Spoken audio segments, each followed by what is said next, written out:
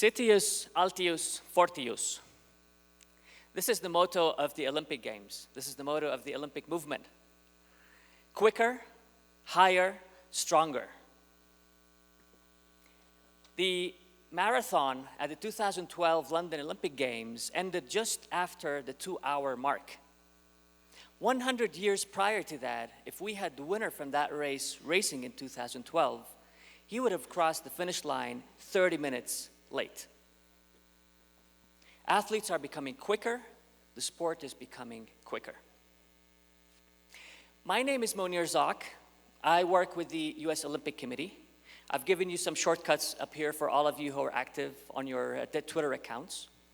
I will be spending the next minutes talking to you about our world. What does our world look like today from a technological perspective? And then I will shed some light on why technology and why innovation are core ingredients for any success that you want to obtain today, not only in sports, but in any kind of business. Did you know that there are 100 billion stars known in our Milky Way? 100 billion stars. Did you know that there are 100 billion times that number of information that we have captured up until 2015 in digital format? Did you know that there are 9 million devices that have gone on the internet in 2015? And the forecast that IDC puts out, which is one of the most reliable forecast companies for 2020, is triple this number.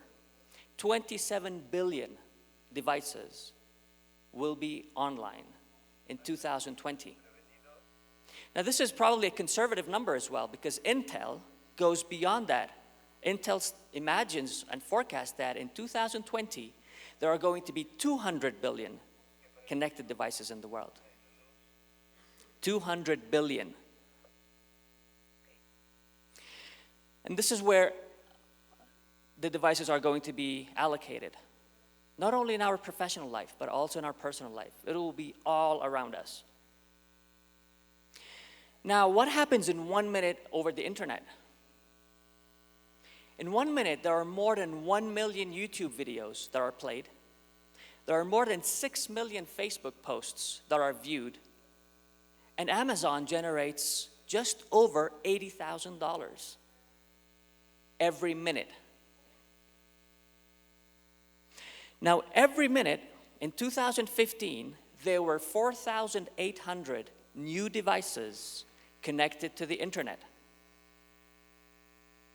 I will repeat this. In 2015, there were 4,800 new devices every minute connected to the internet. In 2025, the forecast is to have more than 150,000 devices connected every minute to the internet. That's a growth of about 3,000%. It's a huge, huge, huge number. In 2020, we will have captured 44 zettabytes of data. We will not be talking about gigabytes and terabytes anymore in 4 years from today. And if we stretch that to 2025, it becomes even bigger and bigger and bigger. This is our world today. This is what our world looks like from a digital and technological perspective. Now, the wearable electronics market on its own, which is one of the most powerful markets right now in sports, is estimated to be $50 billion only in the US. Only in the US, $50 billion.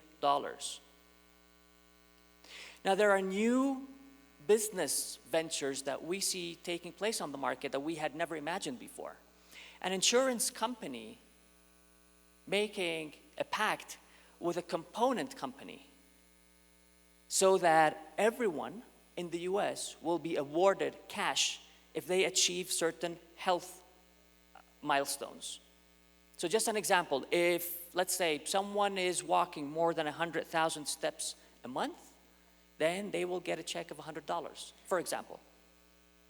Companies that have been known to be in the consumer electronics market are overtaking companies that specialize in wearable technology. It's something unseen before. And believe it or not, sweat seems to be the gold mine of the future. Sweat will be the element that will make companies grow. So this is what our world looks like. Now let's look at our sports a little bit.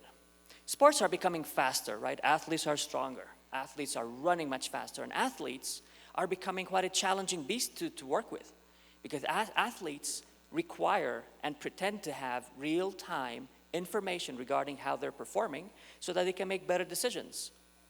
So it's quite challenging for all stakeholders who are working with athletes today to give them all of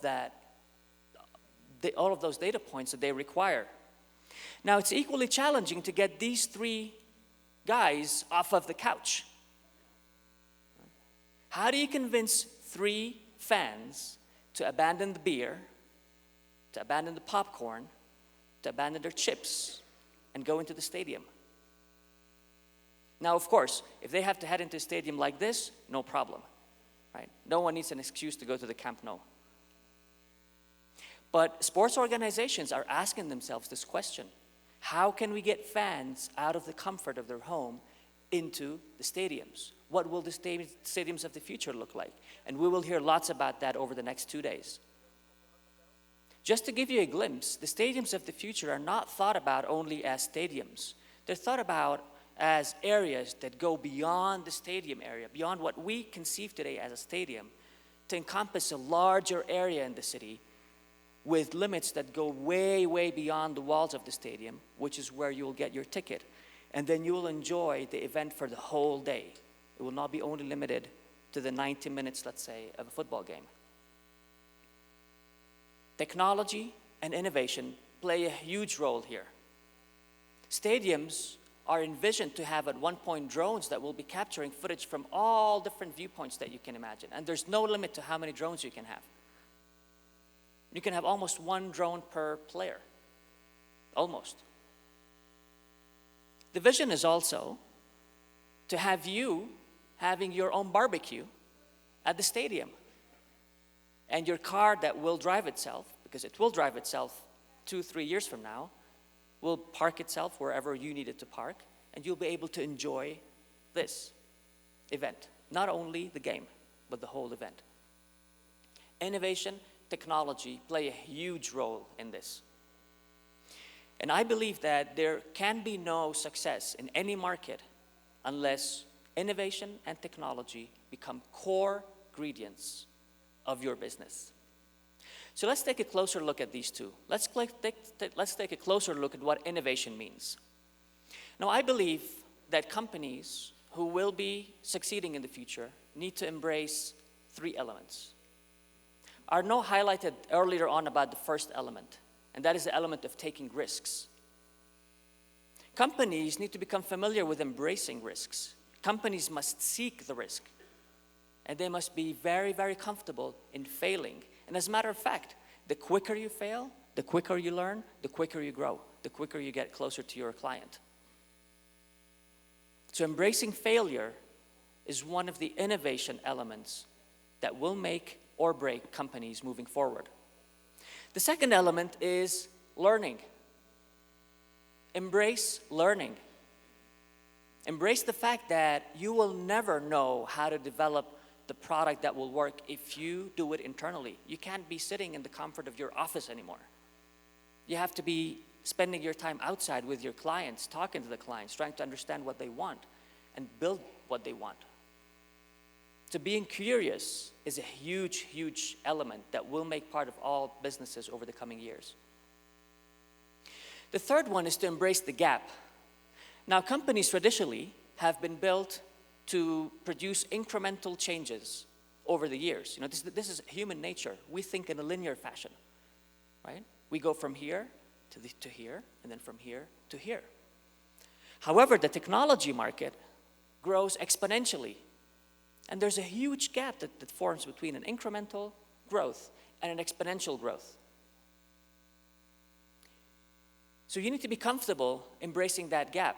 And as a matter of fact, the companies who have not been able to embrace the gap have disappeared. Blockbuster, Kodak, they're not here anymore. And then you have new companies who have learned how to embrace the gap, who have created the killer apps, and who are disrupting our world in ways that we had never imagined before. Uber is the biggest unicorn today. A unicorn is a company that is valued at $1 billion. It's the biggest unicorn today. In the last 3 years, there have been more unicorns than ever before in history. And this is the opportunity that all of you have in front of you. And that opportunity is not limited only to the US, and it's not limited only to sports. It's spanning all of the market segments worldwide. It is the opportunity that you guys need to take advantage of. So embrace failure, embrace learning, and embrace the gap. Now, if you look at technology, there are 5 megatrends that I believe will make or break any business. Smart devices, smart sensors, wearable sensors, sensors that you have in your venues, call it whatever you want. Cloud computing, so the capability of analyzing data in real time in a cloud.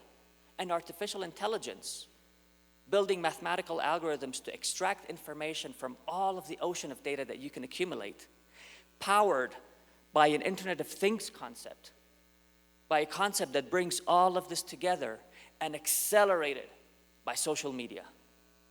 These are the 5 technology megatrends that will make or break any business. And if you look at all of the unicorns, you will see that they have all figured out how to use the combination of those 5 megatrends. Now in sports, I believe that we will have 3 categories that will really define our sports over the next 5 years. The first one we can classify today as wearable technology. Even though that technology is changing shape, it's changing flavor, and it's going beyond the wearable part. It's going beyond the human part, because it's becoming a technology that you can embed in the instruments that our athletes use and in the areas that they live in.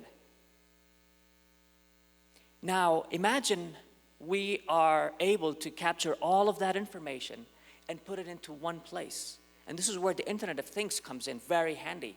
How are we going to aggregate all of these data points? How are we going to synchronize all of these data points?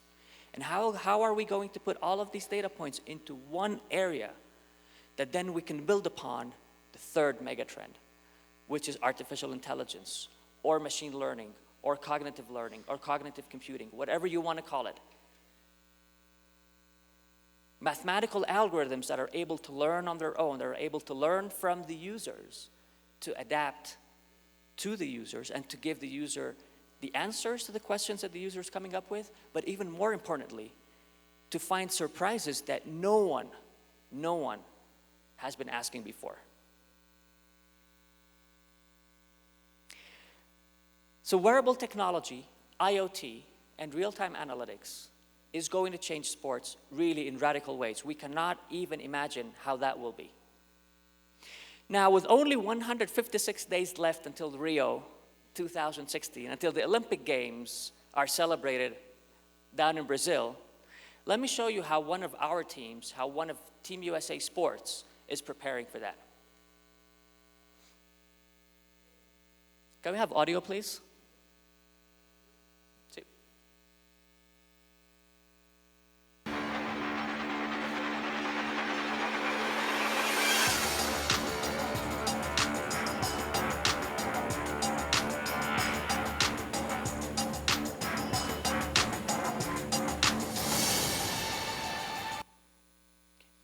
Let's take a closer look at Team Pursuit. How many people in the room know what Team Pursuit is? Could you please raise your hands?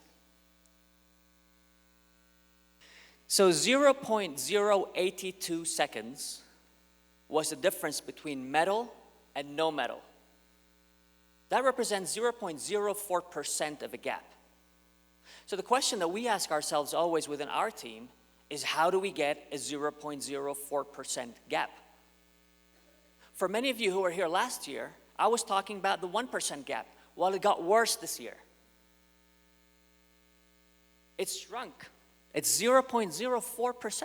How do you get that? So let me show you with a glimpse. I can't reveal much. You will appreciate this about what is being done with our track cycling program. We are using those 3 megatrends that I talked to you about. We have technologies that our athletes wear on their bodies. For example, heart rate, very, very simple. We have technologies that are embedded inside the bicycles. Think about a power meter. We have technologies that are embedded in weather stations all around the world where they travel to. We bring all of that information together and we put it in an Internet of Things platform, an IoT platform that we can build upon real-time analytics to transfer then to the stakeholders, who are the athletes and the coach, the very simple information that they need so that they understand whether they need to push more, whether they're good, or whether they need to back up. So today our coach, as he's working with our women pursuit team, he's using a dashboard like this that is updating information in real time. So whenever they're done with one training round and they all come down to the center of the velodrome, he's able to share with them what happened for each and every rider. Now the riders can benefit also from very simple information that they have within, let's say, smart glasses. And you will hear more about this tomorrow, that they wear directly on the sunglasses. Now this is crucial in team pursuit because as you're ducked in this position and you're cycling and you're looking upwards because you have to see the road, there's no way you would want to look down, deviate your sight from where you need to be focusing on to look at what the monitor on your bicycle is telling you. You need to have that information directly in your line of sight. And this is just a snapshot of an example of the feedback that our cyclists get today. It's marvelous. It's amazing. And you'll hear more about this tomorrow. Now, you remember when Mission Impossible some years back, we used to watch this movie to look at, to gain a feel of what are some of the technologies that will come 10 years from now, right? Like they were using all crazy stuff, right?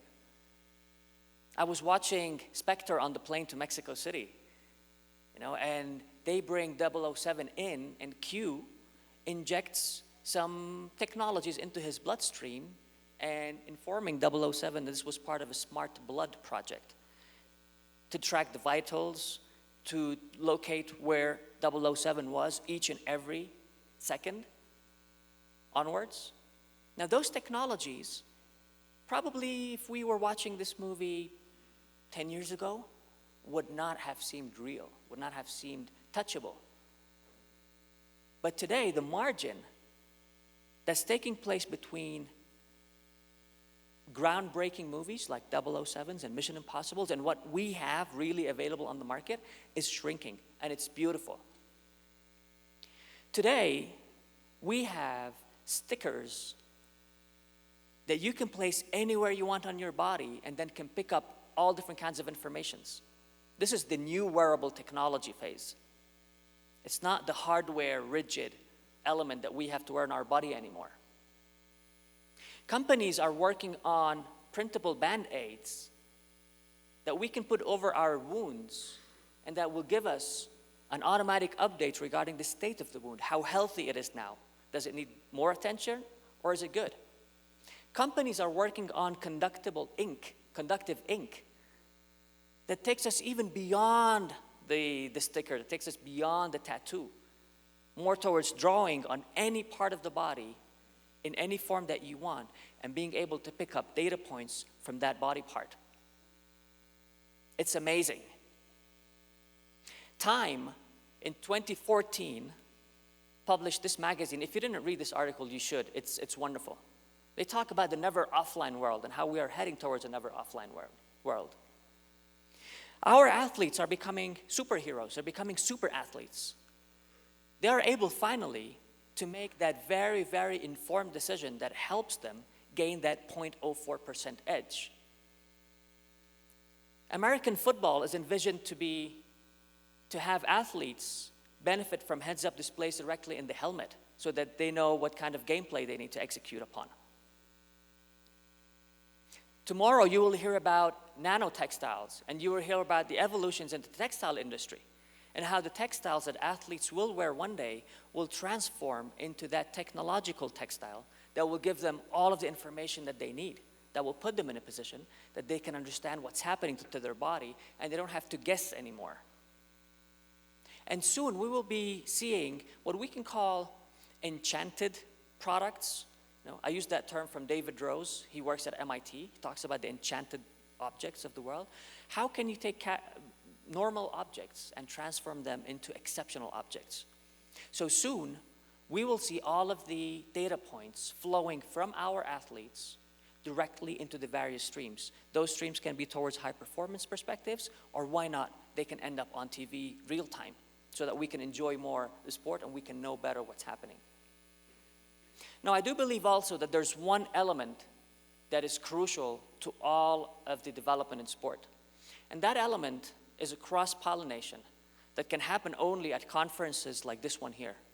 And I really have to thank the Moveo Lab team for having organized this third year, bringing in professionals not only from different parts of the world, but with such heterogeneous expertise into one room. You don't find this. You don't find this anywhere else.